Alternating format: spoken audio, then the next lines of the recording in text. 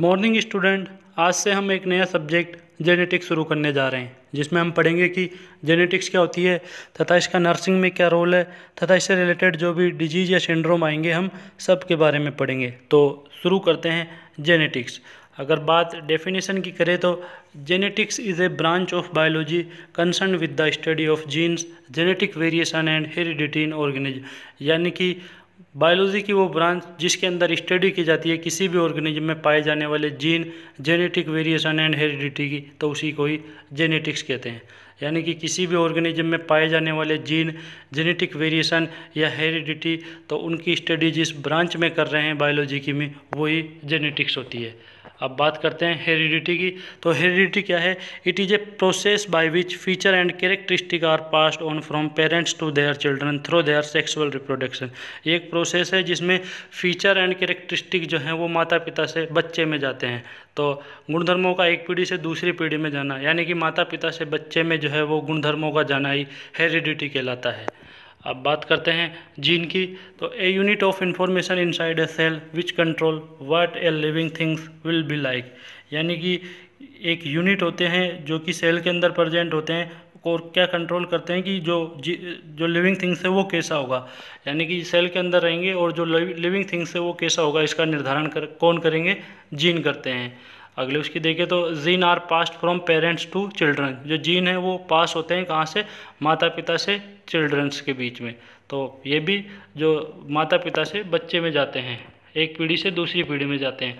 अब बात करते हैं जीनोम की। तो जीनोम कैसे बोलेंगे?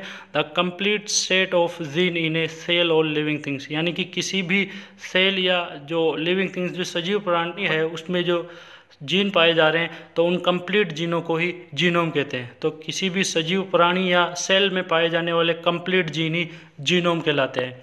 अब बात करते हैं फिनोटाइप की। तो फिनोटाइप क्या है? A phenotype is an individual observable trait such as height, colour and blood type. यानी कि किसी भी इंडिविजुअल में पाए जाने वाले गुण, जैसे कि उसकी हाइट, उसका कलर या ब्लड टाइप, ये क्या कहलाएगा? फिनोटाइप। यानी कि कोई भी इंडिविजुअल या कोई भी प्राणी दिखने में कैसा है, ये इसका फिनोटाइप कहलाएगा। कि कोई भी प्राणी वो दिखने में कैसा है वो उसका फिनोटाइप कहलाएगा। अब बात करते हैं जीनोटाइप की। तो genetic makeup of an organism और complete set of gene that makes the phenotype. यानी कि जो लक्षण उसमें दिख रहे हैं, उसकी हाइट या उसके कलर की बात करें तो जो लक्षण दिख रहे हैं तो उसके लिए जो उत्तरदायी जो जीन है, यानी कि जो उसके लक्षण दिख रहे हैं जैसे कि हाइट, उसका कलर, उसका ब्लड टाइप, तो उसके लिए उसको जो ऐसा बनाने के लिए जो उत्तरदायी जो जीन है वही उसका जीनोटाइप कहलाएगा। तो ये हुआ आपका जीनोटाइप और फिनोटाइप। अब बात करते हैं न्यूक्लियोसाइड और न्यूक्लियोटाइड के बारे में। तो न्यूक्लियोसाइड कौन कौन मिलकर बनाता है? तो बात करें पेंटोज, शर्करा और नाइट्रोजनस बेस जो है आपस में मिलते हैं तो उससे किसका निर्माण होता है? न्यूक्लियोसाइड का। तो न्यूक्लियोसाइड कौन बना रहा है? पेंटोज, शर्करा और नाइट्रोजन बेस जो है आपस में मिलकर न्यूक्लियोसाइड बनाते हैं। अब बात करते हैं न्यूक्लियोटाइड की। तो न्यूक्लियोटाइड को कौन मिलकर बना रहा है? तो न्यूक्लियोसाइड और फॉस्फेट जो है वो आपस में मिलकर न्यूक्लियोटाइड का निर्माण करते हैं। तो कौन कौन? न्यूक्लियोसाइड और फॉस्फेट मिलकर आपस में न्यूक्लियोटाइड का निर्माण करते हैं। अब अगर देखा जाए तो न्यूक्लियोटाइड के निर्माण में कौन कौन हेल्प करेंगे? एक तो फॉस्फेट करेगा, दूसरा अगर देखें तो पेंटोज, शर्करा, और तीसरा नाइट्रोजन बेस जो है वो आपस में मिलकर न्यूक्लियोटाइड बनाते हैं। क्योंकि जो न्यूक्लियोसाइड जो बना है वो पेंटोज शुगर और नाइट्रोजन बेस से मिलकर बना है। तो फॉस्फेट, पेंटोज और नाइट्रोजन बेस आपस में मिलकर किसका निर्माण करेंगे? न्यूक्लियोटाइड का निर्माण करेंगे। और अगर पेंटोज शुगर और नाइट्रोजन बेस आपस में मिलेंगे तो उससे न्यूक्लियोसाइड बनेगा। अब बात करते हैं नाइट्रोजनस जो बेस है उनके। तो दो टाइप के नाइट्रोजन बेस होते हैं, एक होता है प्यूरिन और दूसरा होता है पिरिमिडीन। कौन कौन से? एक होगा प्यूरिन और दूसरा होगा पिरिमिडीन। तो प्यूरिन में कौन कौन से पाए जाएंगे? एक होगा एडेनिन और दूसरा होता है गुआनिन।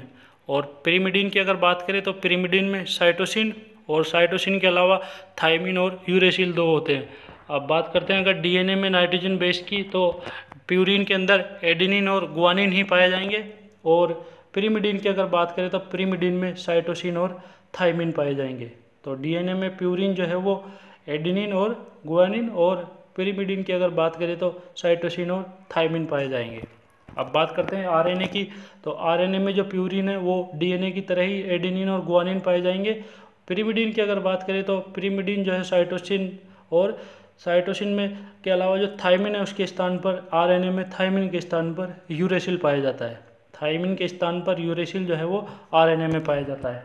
अगर डबल हेलिक्स की उसमें देखें तो हमेशा एडेनिन के जो सामने है वो थायमिन पाया जाएगा। जो डीएनए के अगर स्ट्रक्चर देखते हैं तो हमेशा एडेनिन के जो साथ में जो आप जस्ट सामने जो है वो थायमिन पाया जाता है और जो गुआनिन के जो जस्ट सामने है वो साइटोसिन पाया जाता है। तो ये एक इम्पोर्टेंट है कि एडेनिन के जो जस्ट सामने वो थायमिन पाया जाएगा और गुआनिन के जो जस्ट सामने है वो साइटोसिन पाया जाता है। अब बात करते हैं क्रोमोसोम्स की। तो क्रोमोसोम्स क्या है? It is a DNA molecule with part या all of genetic material of an organism. किसी भी ऑर्गेनिज्म में पाया जाने वाला कंप्लीट जो है वो जेनेटिक मटेरियल क्या कहलाता है? क्रोमोसोम कहलाता है। Total 23 pairs chromosomes are present. तो एक अगर इंडिविजुअल की बात करें तो उसमें 23 जो पेयर्स है वो क्रोमोसोम के प्रेजेंट होते हैं। अब बात करते हैं ऑटोसोम क्रोमोसोम किसे कहेंगे? Any pair of chromosome that is not a sex chromosome. यानी कि जो 23 पेयर्स पाए जा रहे हैं उसमें सेक्स क्रोमोसोम के एक पेयर को छोड़ के जो बाकी के 22 पेयर्स है वो ऑटोसोम्स क्रोमोसोम कहलाएंगे।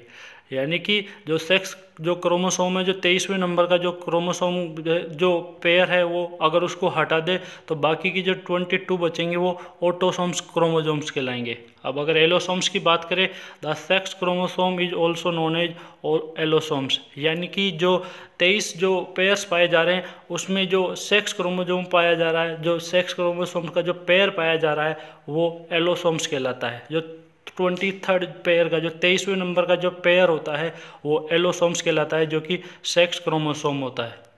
अब बात करते हैं कोडोन की। तो कोडोन क्या है? It is a sequence of 3 DNA और RNA nucleotide which together form a unit of genetic code in a DNA और आरएनए मॉलिक्यूल्स।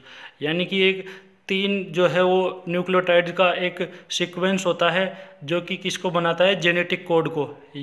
यानी कि अगर एग्जांपल देखें कि किसी भी सेल या टिश्यू को अगर प्रोटीन चाहिए तो मैसेज जो है वो न्यूक्लियस के पास भेजेगा। न्यूक्लियस के जस्ट पास में कौन मौजूद होता है?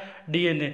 तो डीएनए जो है वो अब उस प्रोटीन का जो है वो कोड भेजेगा। उस कोड को लेकर कौन जाएगा? उस कोड को लेकर जो है वो मैसेंजर आरएनए जो है उस कोड को लेकर जाएगा। मैसेंजर आरएनए कहाँ पर? राइबोसोमल आरएनए के पास में, क्योंकि राइबोसोमल आरएनए पे जो है वो प्रोटीन का निर्माण होना है। उसको ट्रांसलेट कौन करेगा? जो ट्रांसलेटर टीआरएनए है उसको ट्रांसलेट करेगा। जो कोड भेजा गया है डीएनए के द्वारा वो 3 सीक्वेंस में होता है। तो उन 3 सीक्वेंस को जैसे कि एग्जाम्पल देखें तो एजीटी या एटीटी, तो इनके द्वारा जो डीएनए जो है वो मैसेज भेजता है। तो इन जो 3 सीक्वेंस के द्वारा जो मैसेज भेजा है यही कोडोन कहलाता है। तो एजीटी का जो अगर देखें तो डीएनए ने जो मैसेज किया वो एजीटी के रूप में किया। अब आरएनए के पास में वो किस प्रकार से कन्वर्ट होगा? ए का मतलब ए के जस्ट अपोजिट कौन होता है? थायमिन। तो अगर आरएनए में बात करें तो थायमिन के स्थान पर ए का क्या बन जाएगा? यूरेसिल बन जाएगा। तो ए का तो क्या हो गया? यू हो गया। जी के जस्ट सामने जो है वो सी होता है तो जी का सी हो गया। और अगर टी के जस्ट सामने देखें तो टी के जो सामने है ए होता है। इसलिए ए जी टी का जो अगर प्रोटीन बनेगा वो यू सी ए के रूप में बनेगा। तो ए जी टी का जो प्रोटीन है वो यू सी ए के। अगर दूसरे उसमें देखें तो ए टी टी का वो देखें तो ए के जस्ट सामने क्या मौजूद है?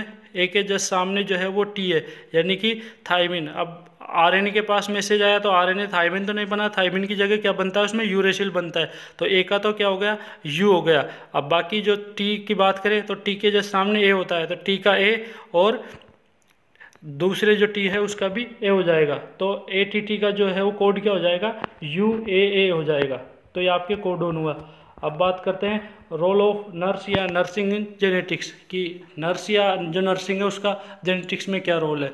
तो पहले उसकी अगर बात करें, assess patient physical cognitive and developmental stage. इसके द्वारा हम असेस करते हैं किसकी कर सकते हैं कि इसको पेशेंट के फिजिकल कॉग्निटिव या डेवलपमेंटल स्टेज को हम इसमें असेस कर सकते हैं। दूसरा क्या कर सकते हैं? Collaborate with team to plan the for patient care. यानी कि सहयोग कर सकते हैं टीम का किसमें? प्लान करने में पेशेंट की केयर। पेशेंट की जो केयर उसको प्लान करने में हम इसमें सहयोग कर सकते हैं इसके द्वारा। अगले पॉइंट की अगर बात करें, to participate in genetic research, और इसके द्वारा हम जो पार्टिसिपेट कर सकते हैं जेनेटिक रिसर्च में। अगले पॉइंट की अगर बात करें, nurse need to use genetic information in care such as public health, cardiovascular disease, geriatric and oncology nursing. जो इसके द्वारा जो नर्स जो है वो इन्फॉर्मेशन जो है वो कलेक्ट कर सकती है, कहाँ से, पब्लिक हेल्थ से, कार्डियोवास्कुलर डिजीज या जीरियाट्रिक या ऑन्कोलॉजी, इनकी जो है वो इन्फॉर्मेशन जो है वो प्राप्त कर सकती है नर्स जेनेटिक्स के द्वारा। अगले पॉइंट की अगर देखें, nursing role in genetics is gathering family history, providing information about a genetic test including its duration and risk and providing counselling and psychological support. Nurse का रोल होता है जेनेटिक्स में क्या, इन्फॉर्मेशन गैदरिंग करना family history से, या फिर उस इन्फॉर्मेशन प्रोवाइड कराना कि कौन से कोई भी जेनेटिक्स टेस्ट कर रहे हैं उसकी इन्फॉर्मेशन प्रोवाइड कराना, उसके ड्यूरेशन के बारे में बताना, उसके रिस्क के बारे में बताना, और काउंसलिंग कराना, और उसको साइकोलॉजिकल सपोर्ट देना। ये नर्सिंग का जेनेटिक्स के अंदर रोल होता है, नर्स का रोल होता है। अगले उसकी देखें तो असेस और identify result that is appropriate to client goal, selecting intervention, provide genetic counselling to achieve the result. यानी कि असेस करना या आइडेंटिफाई किया जाता है, जैसे कि क्लाइंट कोई गोल हो उसके बारे में उस गोल से संबंधित इंटरवेंशन किए जाते हैं और काउंसलिंग की जाती है, और उस लास्ट में जो है वो रिजल्ट जो है उस तक अचीव किया जाता है। अगर अंतिम पॉइंट की अगर देखें तो जो जेनेटिक्स है उसके द्वारा क्लियरिफाई जेनेटिक इन्फॉर्मेशन, जेनेटिक्स के द्वारा जो भी इन्फॉर्मेशन है उसको क्लियरिफाई किया जाता है। तो ये आपका हुआ आज रोल ऑफ नर्सिंग या नर्स इन जेनेटिक्स। तो थैंक यू स्टूडेंट।